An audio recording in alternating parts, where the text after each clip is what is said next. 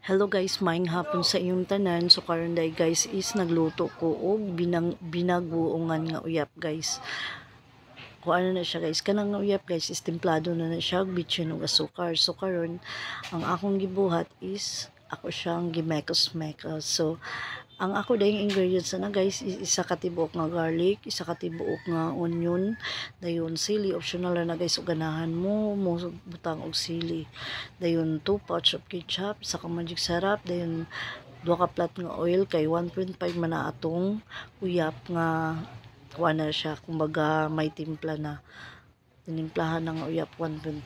So inana lang yun guys ang pagluto sa uyap, kumbaga imekos-mekos lang yun nato siya kay ngano kinahanglan yun siya effort nga magukay-ukay kay ngano pag di mo na siya ukay yun ang tendency na is masunog siya dayon kuan na siya, pait na siya kaunon kung masunog. So kinahanglan gud siya nga while nagsiga ang kayo ang atong kumbaga gipang gilutuan nato, kinahanglan gud siya ginahingni lang nga kayo dayon kuan lang anang ukay lang gid ta sige para dili siya masunog, para ang iyang texture is mo smooth ra.